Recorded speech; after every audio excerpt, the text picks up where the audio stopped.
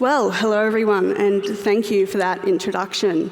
As you already know, my name is Jasmine Woolley, and today I'm here to speak about applying First Nations philosophy to cybersecurity strategies. I am so incredibly excited to be here today and speak at CrikeyCon, and thank you for taking the time to be present in my speech. Now, before I deep dive into this complex topic, I would like to acknowledge the Turrbal people from the north side of the river and the Yagara people of the south side of the river, the traditional custodians of the land on which we meet today. I pay respect to elders past, present and emerging, and I extend that respect to First Nations people in attendance today. I would also like to thank the First Nations men and women who have collaborated with me while creating this speech. For their support has been invaluable, and quite frankly, I wouldn't be here today without their wisdom and guidance. So before I go any further into my research, I just want to take a little bit of time to talk about my experience. I recently completed a Bachelor of International Relations, majoring in Languages and Culture from Bond University.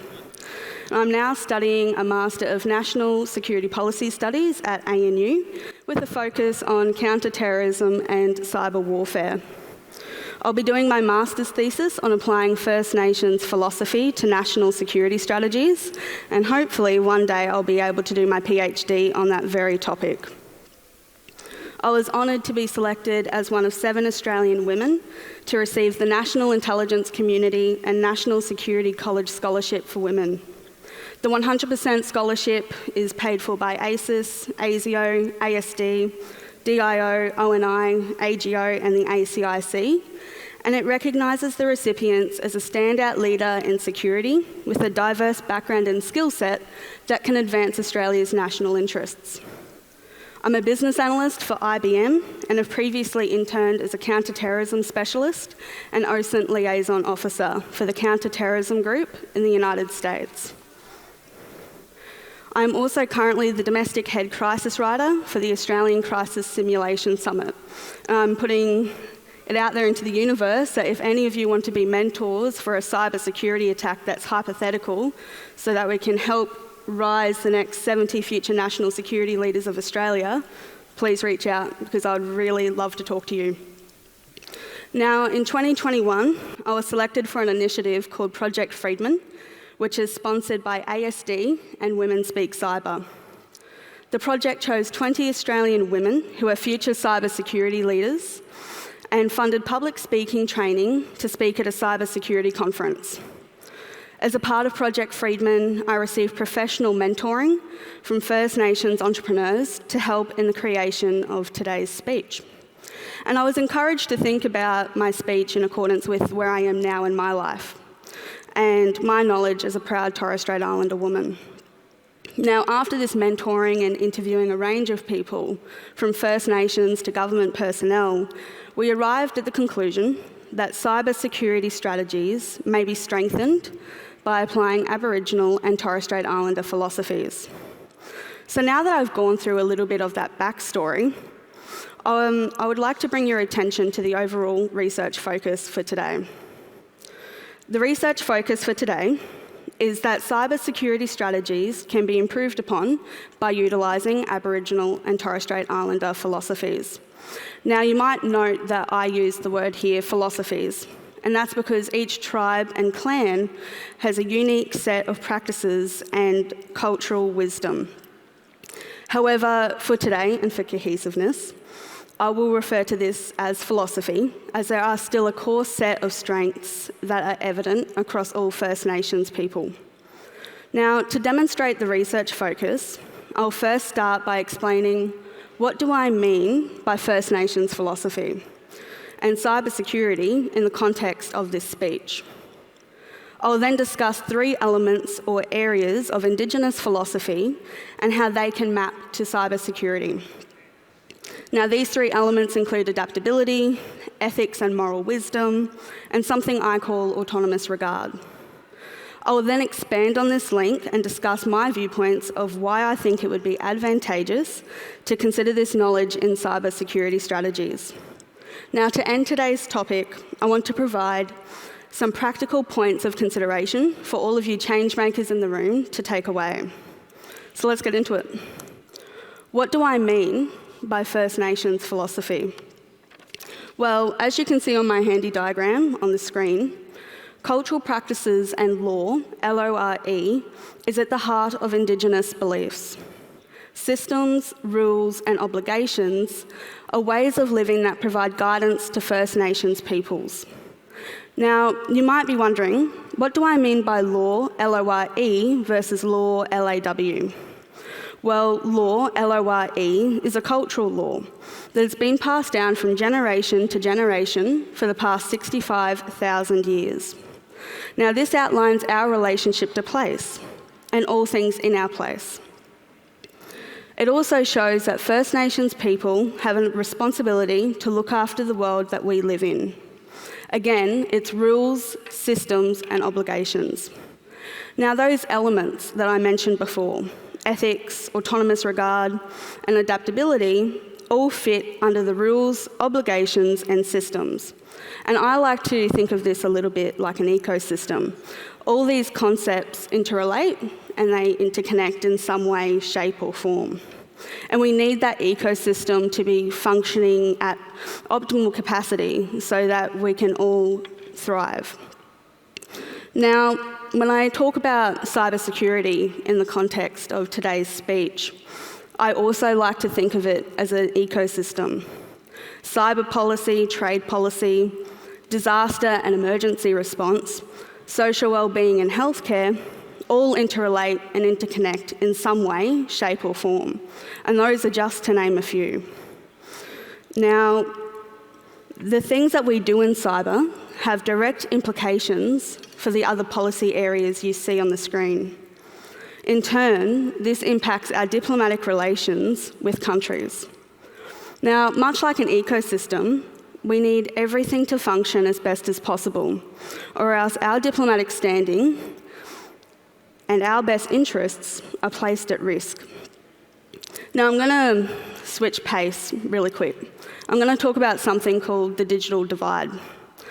And while it may seem like it goes against the purpose of my speech today, I think it's really important that we acknowledge that there are these barriers in place so that we can do our best as an industry to overcome it. So, first of all, the digital divide stems from the Australian Digital Inclusion Index, which tracks and reports on digital inclusion across the country in regards to all citizens, including First Nations people, people with disabilities, and people who live below the poverty line. Now, this report demonstrated some concerns regarding the access, affordability, and availability of technology for First Nations people, and that First Nations people face significant risks and disadvantages online. And for starters, 1 in 4 Indigenous homes don't have internet, as of the 2016 census. Now, that statistic is still being used and I haven't seen any improvement in that area yet. But if somebody has access to secret data out there, then I would love to know. But nonetheless, it's quite concerning for 2016. Now, this is a barrier to education, healthcare, and a range of other important things that we all need in this day and age. But what this report also highlights is that Indigenous Australians use social media in unique ways, such as connecting between generations, connecting with culture, and connecting with other Indigenous peoples globally. Now, statistically, this report also found that Indigenous people use social media at a higher rate than non-Indigenous people, and adapted quicker than any other user group in the country. Now, to me, this shows an ability to adapt and a willingness to learn, which can be harnessed in the cybersecurity strategies that we create. Now, speaking of adaptability, let's move on to our first element. So what do I mean by adaptability in First Nations philosophy?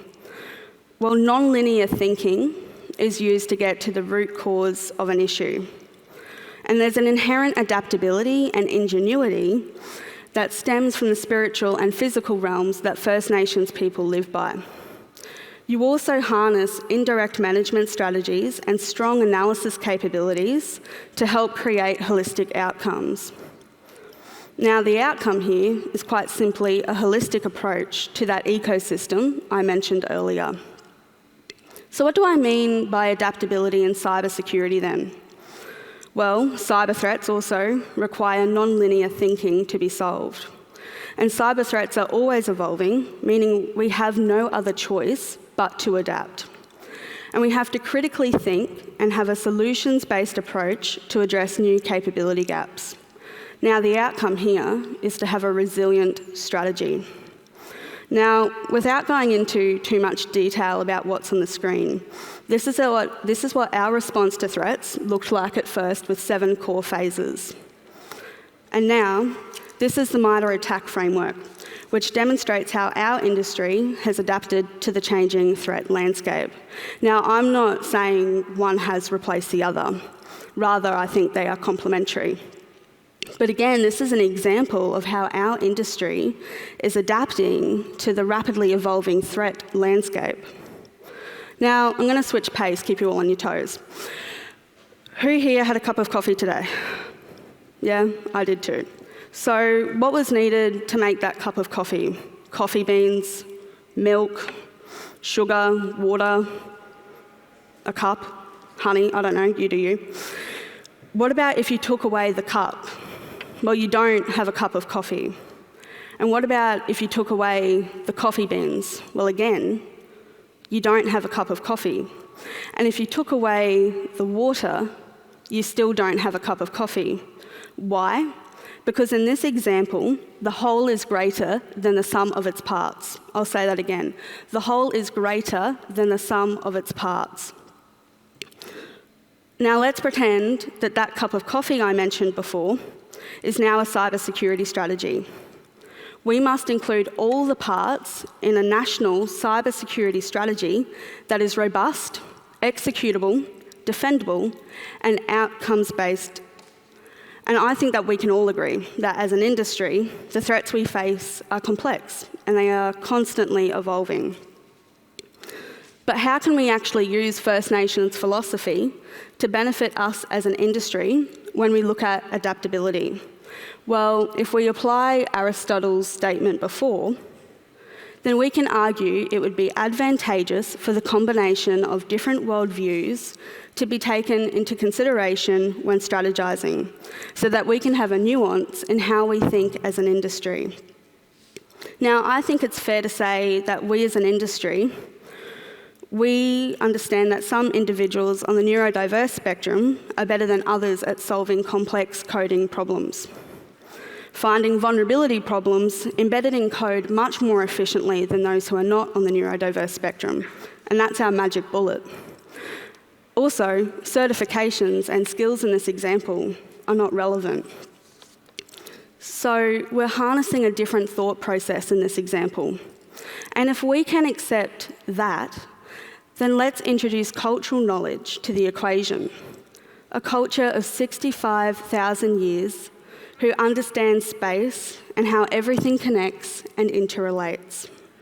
Now, I believe it would be advantageous for this knowledge to be harnessed because it can create those alternative solutions to threats, assist in tackling new capability gaps and concerns, combine those worldviews to create new strategies, where you would have a combination approach where you utilise Western worldviews, First Nations worldviews, and worldviews of every other culture we see. Now, it also helps us to examine all those elements of the cyber threat and how that threat fits into that ecosystem that I mentioned earlier. And it can also provide the local context of situations and problems that we face as an industry. And I think we saw this play out in the China and Solomon Islands Agreement, where the Australian government for many years had been claiming that the Pacific Islands were our family. And when that agreement was made, there was a lot of controversy in the media. But it can be argued that the Australian government failed to provide for the Pacific family. And again, that impacts all of us, including in the cybersecurity industry. And it's an example of what happens when our ecosystem doesn't operate properly. Now, there's a quote by Alan Bem, who is an expert in Australia's security environment. He just published a book titled No Enemies, No Friends, and a quote stuck with me. And he said, Australia uses conventional thinking to solve non-conventional problems. I'll say that one again. Australia uses conventional thinking to solve non-conventional problems. Now, as an industry, I think we can all say that we cannot be complacent. We need to adapt, we need to come together as a team and support each other, even in the face of adversity. Again, this is all part of a robust, defendable, executable, outcomes-based cybersecurity strategy. Now, us in First Nations culture, that idea of working together as a team is something that we call the village mentality. And that concept of the village mentality brings me on to my next point. Autonomous regard. So when we talk about First Nations philosophy, we are talking about the oldest living continuous culture in the world. Now, there's been a socio-political order in place for the past 65,000 years. Now, throughout that time, the value of relationships have been paramount. We respect the sovereignty and the rights of others, and we treat all with respect. We manage diversity between cultures and any conflicts and tensions that have previously occurred. We respect one another because that is the village mentality. We all have a role to play in this world, and we respect that. And that includes all of us who have a role to play in keeping people safe and secure. And we come together as a whole. So when we fish in the Torres Strait, you fish knowing that either you all eat or none of you eat, including yourself if you don't catch enough. This is what I mean by autonomous regard. So if we look towards autonomous regard in cybersecurity, then surely Australia's digital autonomy suggests responsibility over regional partnerships. And we have to consider our role as an industry in the bigger picture of that ecosystem. We have no other choice but to manage our relations with governments across the world to ensure that those policy areas I mentioned earlier all work at optimal efficiency. Now, there's an inherent entanglement here, for good or for bad, between cyber and non-cyber strategies that cause complexities we all have to deal with. And so, what's the link here? Well, as people in cybersecurity, we need to consider the interests of our international partners and act with dignity and respect. So let's harness the knowledge of Aboriginal and Torres Strait Islander peoples who have been doing that for the past 65,000 years. Now, this could assist in managing conflicts that arise between our regional partners. It can prevent overcomplication and international tensions. And there is actually a need for this. The Whitlam Institute in 2020 found that Pacific Islanders feel left out of Australia's reconciliation movement. What people may not know is that First Nations Australians and Pacific Islanders share a very similar history, from colonisation through to traditional ways of living and cultural values, especially with how we live in the Torres Strait and our value of the village mentality. The Whitlam Institute also found that Pacific Islanders are saddened by the absence of First Nations Australians when we engage with one another. The study also found that Australia has persistently failed to address barriers to reconciliation with its own people, and that has stopped the ability for a strong and respectful relationship with people in the Pacific Islands. Again, it's what I mentioned before, this concept of the Pacific family, but we have to stick to our word. And if we were to conduct a cyber engagement then, in the region, in this case it would be imperative that we include and harness the knowledge of Aboriginal and Torres Strait Islanders. Why? Because the perspective that First Nations people would bring would show increased respect and value of the relationship. So all of this links to something known as ethics and morals and integrity. Now, in First Nations philosophy, that means the individual holds the ability to predict the outcome of a situation before it occurs. There is a focus on the need for collaboration between communities to ensure you abide by cultural morals and ethics passed down from generation to generation. There are mutual obligations to all in the village. Now, this builds respect, honesty, and trust. And in cybersecurity, I think it's fair to say that we as an industry, we deal with some pretty blurred ethical lines. You may have seen that Australia recently made a promise to make the internet a more democratic space.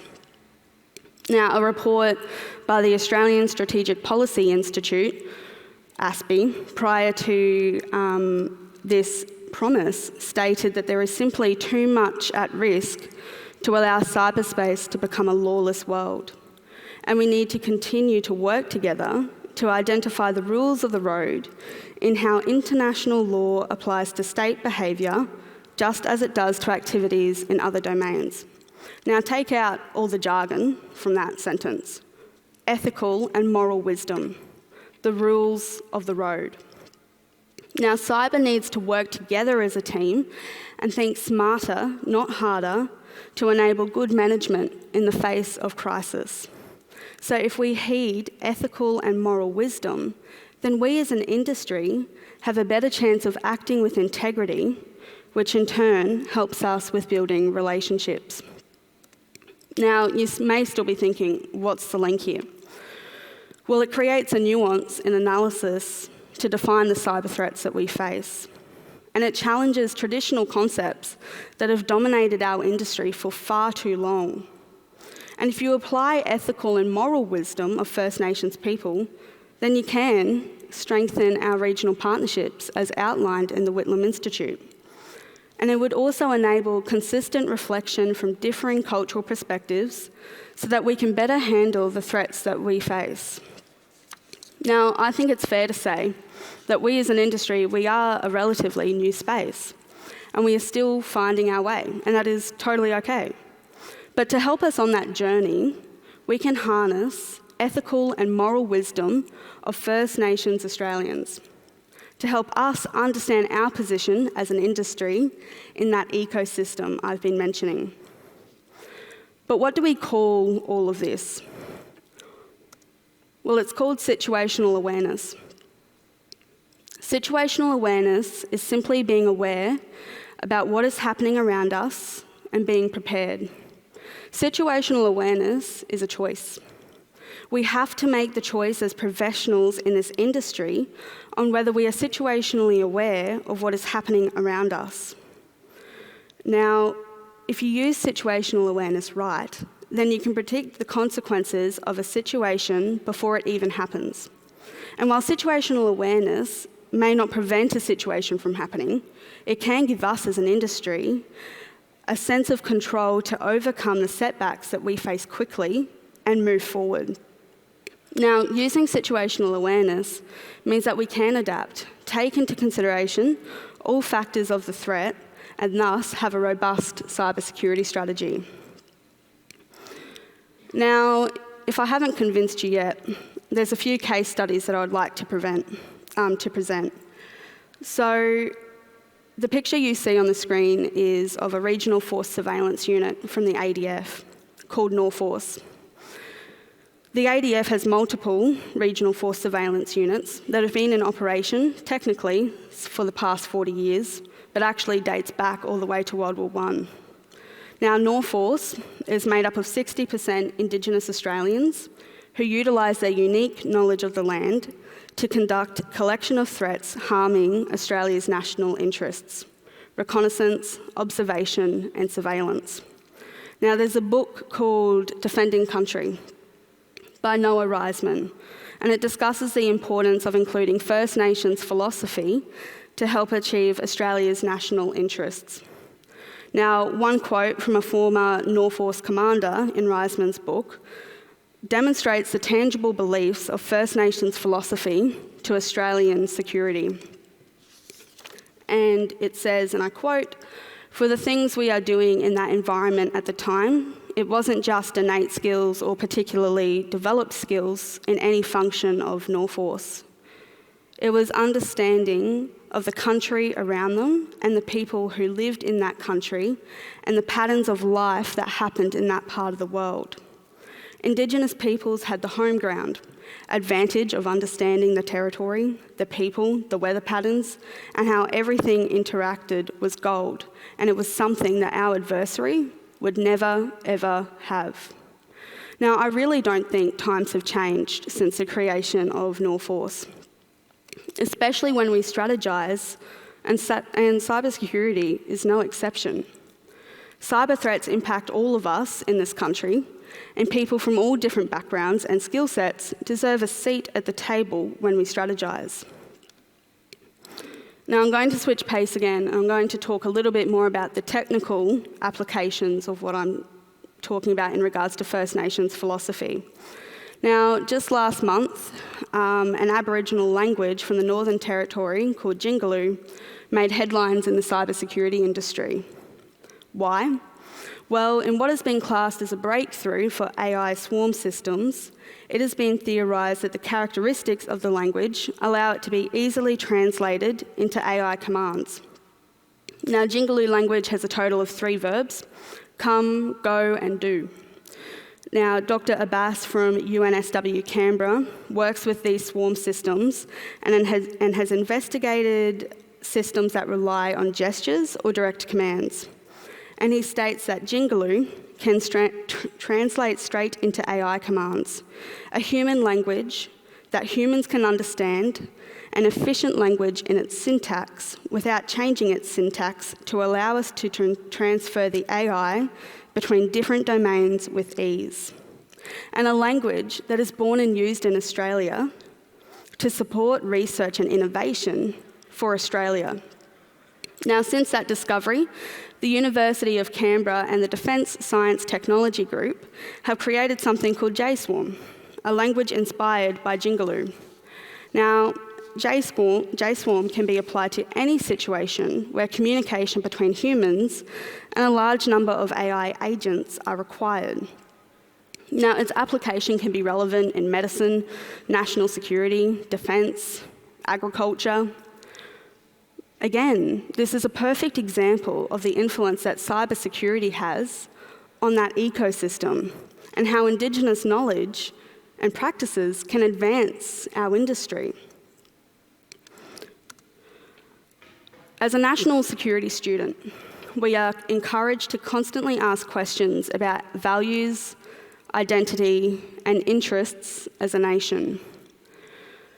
To me, when we see one gender and one race dominate the majority of cybersecurity, I tend to ask the following questions. In whose interests are we acting if people from different cultures are further marginalised in our industry? Whose values are we representing if people of diverse backgrounds and skill sets don't have a seat at the table? Whose sovereignty are we really protecting? What is the identity that we are creating for ourselves in the cybersecurity industry? Now, I think one of the most significant case studies that I can provide, which establishes the need for inclusion of all cultures, is the bias coding within facial recognition. Now, not too long ago, facial recognition software had problems recognising darker-skinned female faces. In the Gender Shades project of 2018, darker-skinned females experienced up to 34% more errors occurring in comparison to a lighter-skinned male. And upon examination into this problem, it was determined that racialised code had occurred as a result of bias. The algorithms were usually written by lighter-skinned engineers, and these engineers had built upon pre-existing code libraries that were typically also written by other lighter-skinned engineers. The code was geared to focus on white faces and was mostly tested on only white subjects.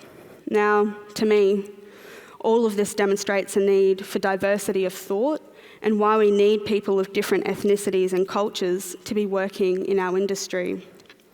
It also shows how dangerous the impacts of cognitive bias can be within the industry. Again, are we acting in the best interests of all cultures and ethnicities, or are we playing on a dangerous cognitive bias? Now, talking about all of this and philosophy can get a bit tiring. So I want to give the change makers in the audience some key practical points to consider in regards to fostering diversity and talent.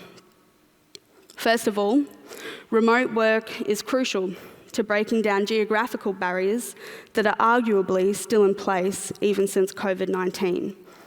Does that internship really need to be in person, or can it be online? Identified role hiring can also help address and minimise barriers in place for community and can increase the cultural capability of your organisation. Now, the next one, funding certification, I think is incredibly important. Let me provide an example. If I'm given 2 job applicants, the first one, applicant A, he has a cybersecurity qualification, but he did it just because he could, and he's not necessarily passionate about working in cybersecurity, but he has the qualification, so that's good. Now, applicant B, they don't have the qualification, but they have grit and tenacity and a passion to work in this industry and are highly motivated. To me, if I was a recruiter, I'd be looking at applicant B, because that is worth so much more to my business than applicant A. Now, I think one of the biggest barriers in our industry can be certifications and the cost of certifications sometimes. So I really think that it would be an investment for businesses to invest more in their people. So the next one is researching whether a reconciliation action plan is valuable. And you know what? It might not be for your business and your business needs. And maybe there is an alternative measure to see how you are advancing in the diversity and inclusion space. So as a part of all of this, I really want to encourage cultural competency training within your organisation. I won't ever promote quotas for First Nations people to be hired and meet that number, and then they work in an organisation that is, quite frankly, a toxic environment. Cultural competency training is crucial, and I think that that's the first point of call. Now, the next one is something that I think we can all agree on, and that's we need to change the narrative of cyber roles. So a report by the United Nations found that our industry is inherently masculine, which impacts the ability to retain staff who do not identify as male. And it doesn't help when there's a preconceived idea out there that all people who work in cybersecurity wear hoodies and they sit behind a computer desk all day hacking. Now, I'm not saying that we're going to flick a switch and tomorrow everything will be good. But what I am saying is that we can be more mindful of how we actively overcome the gender bias within our industry and the stereotypes that we see. The next one, I think, is also much more of a technical application and opportunity. First Nations linguists could be hired for coding. There are Aboriginal kids out there who know up to 8 different languages. Their ability to learn, adapt, and retain so many different languages is an indication that they can learn coding quickly. Now, this would be an asset to our industry. And I truly believe that Jingaloo language and the creation of JSwarm is just the beginning. Now, to provide one final example for today, the Navajo windbreakers in the Second World War were Native American coders. They operated in PNG and sent coded messages that the Japanese could not decipher. Now, the reason they couldn't decipher these messages was because First Nations languages were harnessed. Now, this was so effective that the US government kept this operation a secret up until the 1970s because they wanted to use that skill in future wars. And by the way, a little known fact in Australian history is that First Nations people also did this in World War II. First Nations Australians, for the ADF, as part of Norforce. So if the US and Australian government could do it in World War II, then what is to stop us now from harnessing that skill and knowledge in our industry in the present day. So one of the questions I most often get asked is what resources are available for people who want to learn more. So I've decided to collate some of my most trusted resources for all of you in the room today. The Australian Strategic Policy Institute, ASPI, has a report called Building Genuine Trust, and it outlines and provides a framework and strategy for technical applications in defence and cybersecurity, and how we can help encourage more Indigenous people to get into STEM and into cyber. It also has a lot of statistics regarding how many First Nations people are working in cybersecurity and working in defence cybersecurity strategies.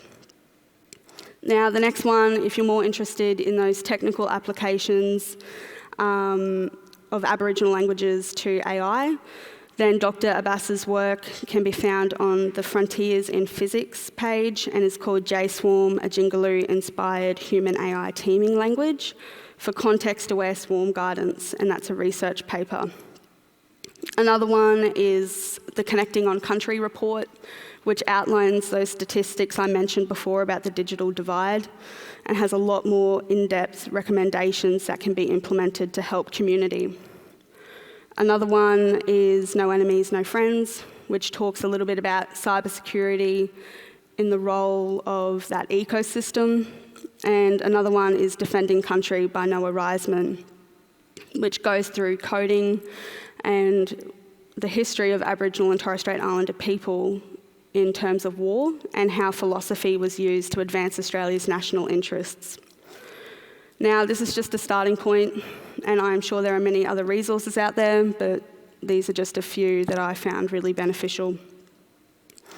So, as we come to an end of today's discussion, I hope I have left you all with some key points for consideration. And if there's one thought I would like to leave you with, it's that skills and qualifications can only take us so far as an industry. We need to invest in people of all different backgrounds and skill sets so that we can become stronger as an industry and gain new perspectives on emerging threats. To be bold, we need to think bold. Thank you for your time. You've been a great audience. I'll be here for the remainder of the conference. Please feel free to connect with me or come up to me for a chat. Thanks.